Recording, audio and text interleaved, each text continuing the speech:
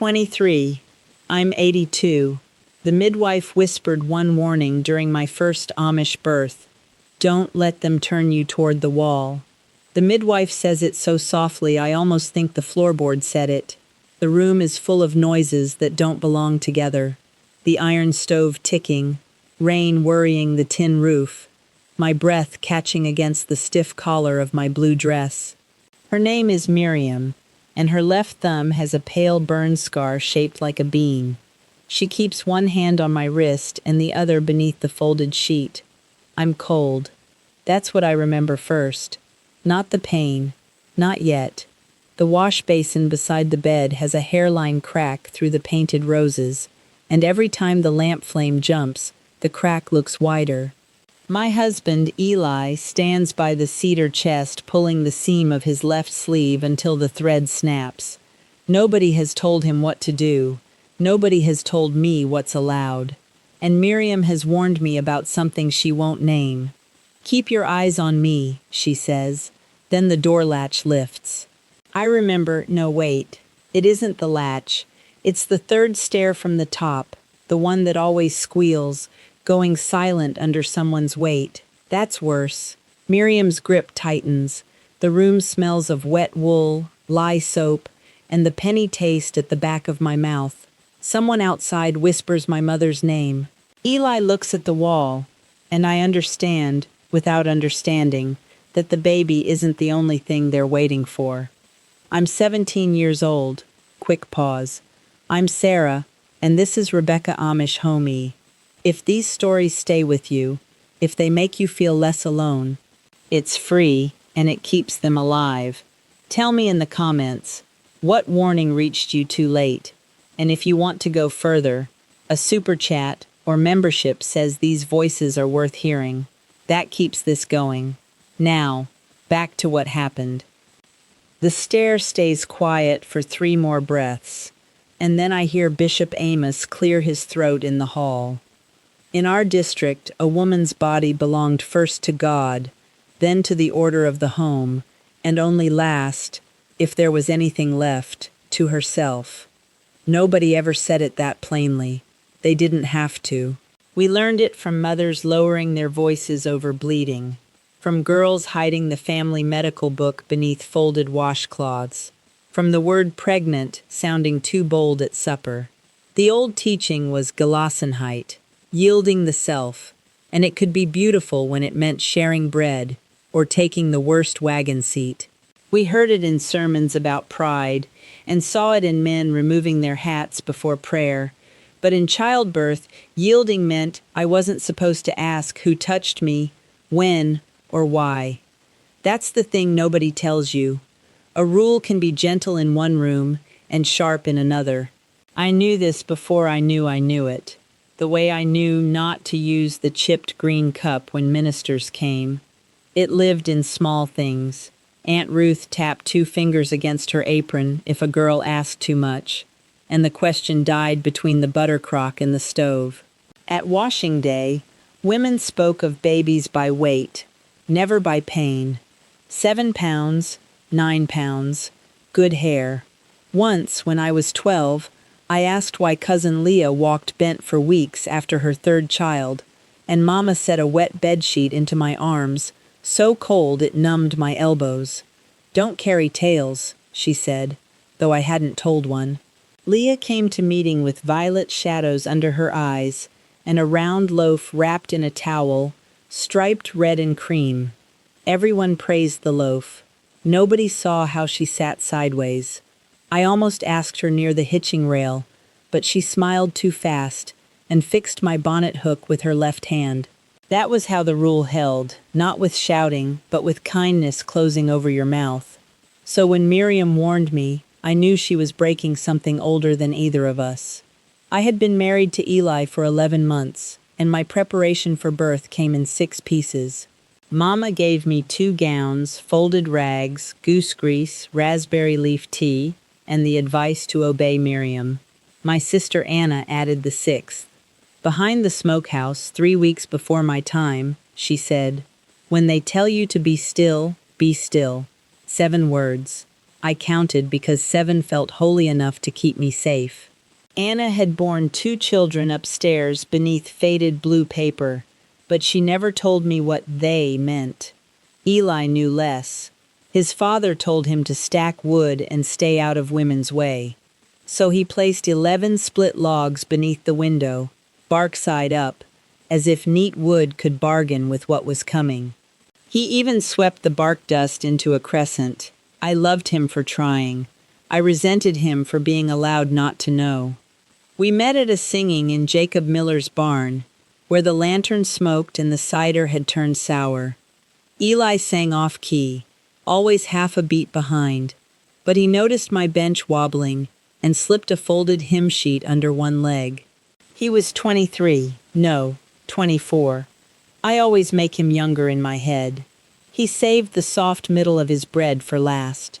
And when Father's mare went lame, he walked 4 miles in sleet, with liniment under his coat so it wouldn't freeze. He wasn't bold. That was why I trusted him. On the Tuesday before the birth, yes, Tuesday, because rye dough was rising in the gray bowl, he rubbed flour across the table and asked whether women sometimes died. The clock behind him had stopped at 4:10 again. I told him not to speak foolishness. Then I stood among the onion strings in the pantry until my knees stopped shaking. The last days filled with chores that pretended nothing was near. Mama aired the feather mattress. Anna boiled scissors in the black kettle and wouldn't meet my eye. Miriam felt the baby through my dress, her hands warm from chicory, and said the head was down. That was all.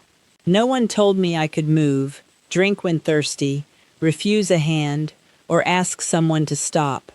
No one told Eli how to stand beside me instead of outside like a hired boy. The women packed cloths in a willow basket with lavender that smelled mostly of dust. One cloth still had a brown scorch mark from the stove iron. I joked that the baby would think it was born in a linen cupboard. Mama laughed once, too loudly, then pressed her lips flat. By Friday night, the ache had begun, slow and mean, and every woman in the house knew more than she would say. The room is smaller than I remember, until the pain starts. Then it has no walls. The lamp sits on the washstand, its chimney fogged by a thumbprint, and the flame throws Miriam's shadow across the yellowed paper in one bent shape. Rain taps the loose tin above the north corner. The stove has gone too hot. Sweat gathers under my cap while my bare feet stay cold on the rag rug. I wear Mama's old blue gown, the one with pearl buttons that don't match, and its collar scratches beneath my chin.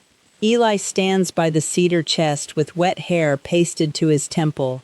He keeps opening and closing his right hand. A bead of water hangs from his cuff and darkens the floorboard beneath it. Outside, a horse stamps in the mud, and someone whispers with Bishop Amos near the stair. Miriam hears it.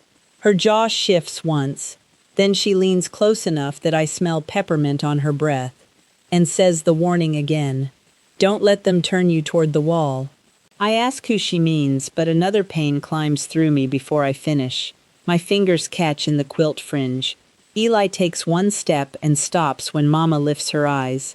Should I? He says. Nobody answers. Sarah?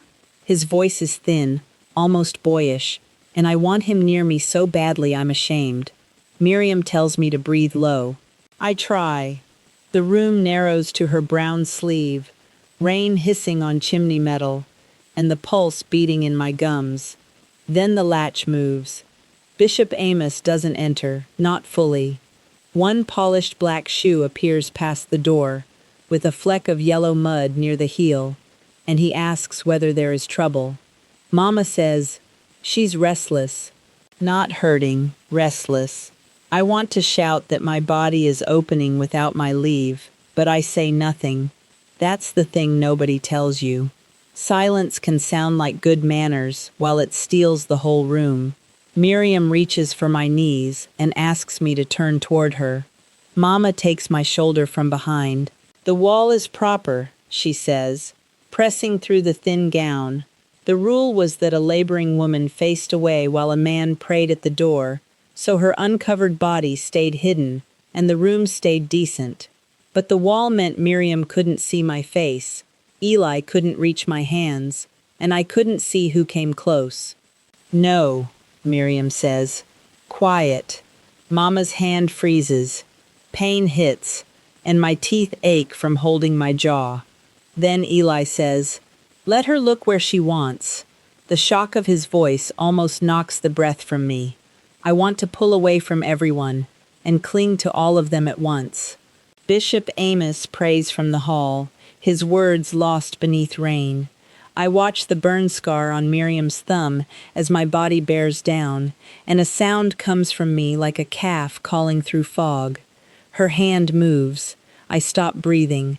Then the pressure changes, and my daughter's cry cuts through the room like a kettle lid striking stone. For 1 second, nobody moves. Eli laughs and covers his mouth with both hands.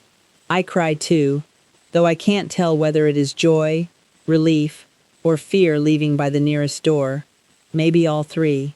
My daughter lies against me in a brown wool shawl, with one darned corner, making small bird sounds. Eli sits on the floor because his knees won't hold him, and stares at her left ear as if it contains an answer. Mama changes the wet sheets without looking at my face. The basin water has gone cloudy, and one lavender stem floats near the rim. Nobody says why the room tightened when I refuse the wall. I notice a loose pearl button near my hip and rub it until the thread breaks, then hide it in my fist. I don't know why. Maybe I needed one thing in that room to belong only to me. When Miriam finally meets my eyes, she whispers, "You did not disobey," and I carried that sentence for years before I understood it. Neither Eli nor I understood that I had choices. He thought birth belonged to women and church order. I thought my body became public property once labor began. Miriam knew more, but even she hid plain truth inside a warning, because speaking openly could cost her the right to attend births in our district. The fact I still can't smooth over is this. At 17, I was expected to bring a child into the world without being told I could choose where to look, who could touch me, or whether my husband could stay. Eli wasn't trying to abandon me. He had been trained to step back when women entered, then blamed by silence for not stepping forward. For weeks afterward, he apologized by bringing me warm water in the blue enamel pitcher. That is how harm passed between us without either hand meaning to carry it.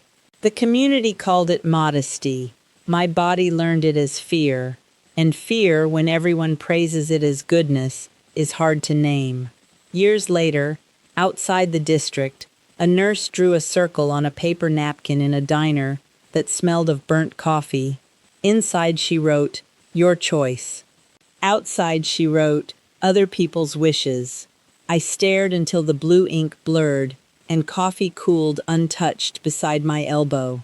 Neither Eli nor I had known consent could exist inside marriage, inside birth, inside a room full of people who believed they loved you. He wasn't trying to hurt me. That's what makes it worse. The silence wasn't one frightened mother's mistake. It was handed down in folded cloths, lowered eyes, and advice cut short before it became useful. Miriam had tried to give me one small border around myself. Don't let them turn you away from your own life. Had I known that sentence at 17, I still would have been afraid. But I might not have mistaken fear for duty, and I might not have spent the next 30 years apologizing whenever my body said no. By the time I understood that, saying no had become something my mouth did only in empty rooms. I learned to leave my body in small ways. I would count the square nails in the ceiling beam, then the knots in the pine wall, then every breath between the clock's ticks. By the time our second child came, I could disappear before anyone asked me to. I kept a smooth peach pit in my apron pocket and pressed my thumbnail into its groove whenever fear rose. It sounds foolish now, but that pit knew more about me than most people did. Eli thought I was calm. Mama called me strong. I thought I was the only woman alive who could stand beside herself and watch. Turns out that was the district's best-selling lie. At night, Eli would warm my side of the bed with a stone wrapped in flannel, and I loved him for it. Then he would reach for my hand, and my whole arm would go numb. I don't know what to call that kind of love.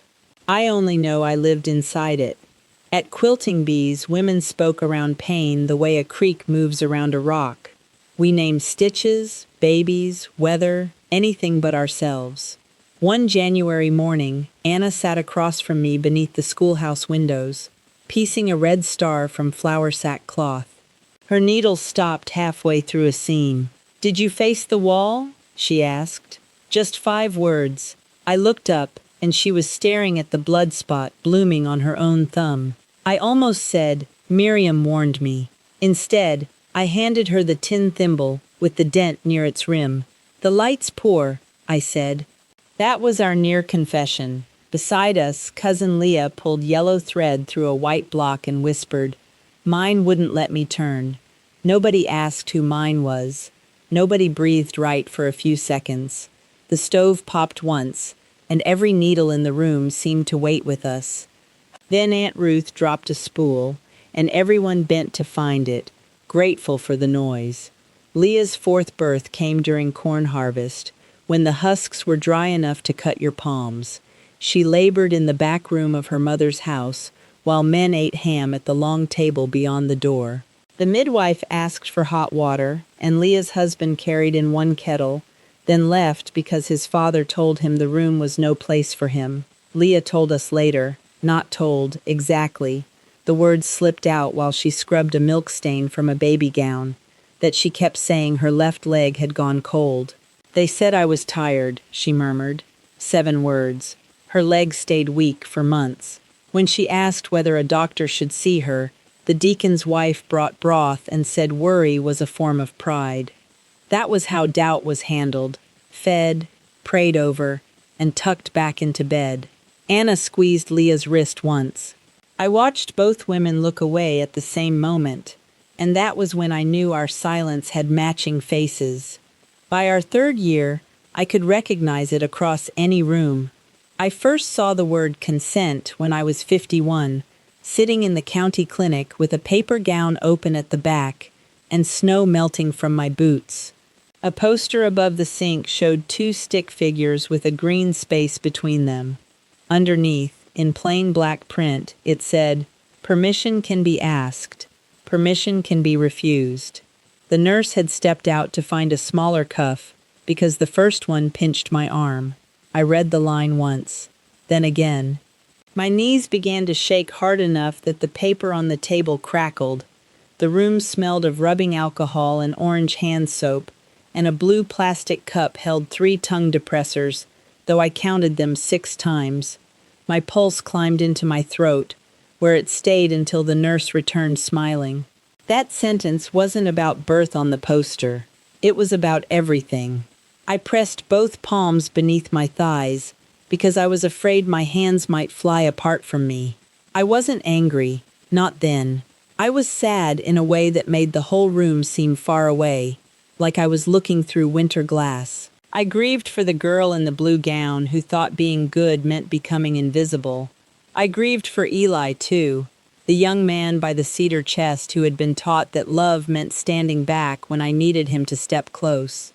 We were both prisoners of the same silence, though the bars touched us in different places. That's the thing nobody tells you.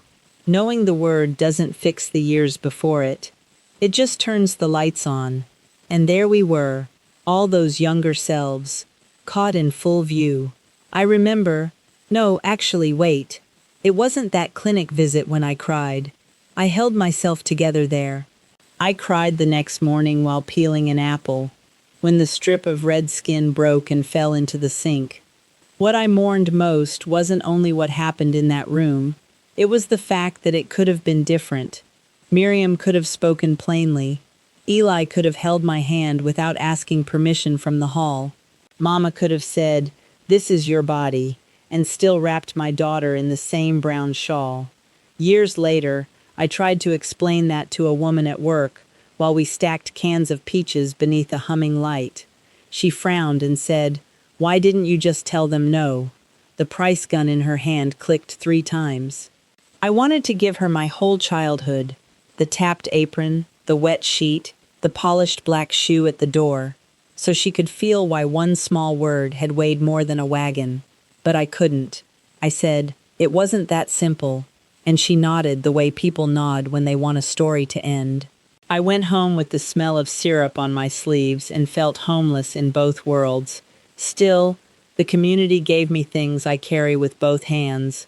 I miss horses before dawn, their breath white in the lantern glow, leather traces creaking while frost shone along the fence wire. Eli used to whistle to the bay mare, and she would turn one soft ear toward him before the sun touched the barn roof. I miss bread from the wood oven, crust blistered dark on one side, steam clouding Mama's spectacles when she tore the first loaf open. She always gave the heel to whoever looked coldest. And I miss my grandmother's hands during prayer, the blue veins raised beneath thin skin, one thumb rubbing the worn edge of her apron, while the whole room went still. Those gifts are real. So is the harm. I am homesick for a place that hurt me, and some days that feels like carrying hot bread wrapped in barbed wire. Silence dressed up as holiness. That is the clearest name I have for it. But beauty and harm can live in the same house. I know, because I swept its floors, slept beneath its quilts, and heard both voices through the walls. I don't want to burn every memory, just to prove I escaped the fire. I still make apple butter in the copper pot Mama gave me, stirring clockwise because she said it kept the sugar from catching. I still lower my voice when someone is sick. I still believe a meal can be a kind of mercy. What I'm building now isn't a life without those people. It's a life where tenderness doesn't require silence, where faith doesn't need my body to vanish, and where love can stand close enough to ask. I hope Bishop Amos found peace. I mean that. I also hope no girl ever mistook his peace for her duty again. If you grew up somewhere your own body was kept from you like something dangerous, I see you. You may still freeze when someone asks what you want, even when the choice is only tea or coffee. You may laugh too quickly, apologize before speaking, or feel guilty when a locked door makes you safe. None of that means you're broken. It means your body learned the rules before your mind had words for them. You survived something, and surviving is enough.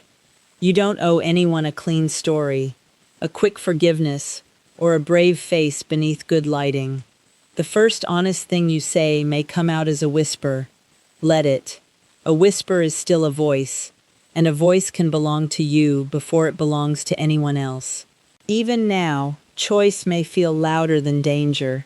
To the one still inside, noticing the silence for the first time, you aren't wicked for noticing. To the one who left and still misses the smell of rain on barn wood, missing home doesn't erase what home did. To the one thinking about leaving, fear isn't proof you should stay. To the one who's married and only now understanding why her body goes still, you aren't cold and you aren't failing. To the one who recognized herself a few minutes ago and has been staring at the same spot on the wall, breathe, put both feet on the floor, and remember that understanding can come slowly. You don't need to decide your whole future tonight. One true thought is enough. You can keep it quietly today. Wherever you are in this, I see you, and you are not alone. Leave me a comment. Tell me what you felt listening to this, or tell me the sentence you wish someone had given you sooner. There is so much more I haven't said yet. I'm just getting started. There are stories I haven't been brave enough to tell. The Sunday Anna disappeared from meeting, the letter Miriam hid inside a flour tin, the reason Eli finally stood in front of the bishop. But I'm getting closer.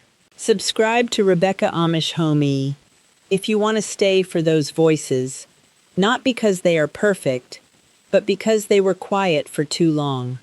And to the members and Super Chat family, you're the reason the next story gets told. If you want to be part of that, The door is always open. I am 82 now, and I still keep that loose pearl button in a matchbox beside my bed. Some nights I hold it and think of the girl who hid it in her fist. She thought it was the only thing in that room that belonged to her. Your body was always yours, even before you knew.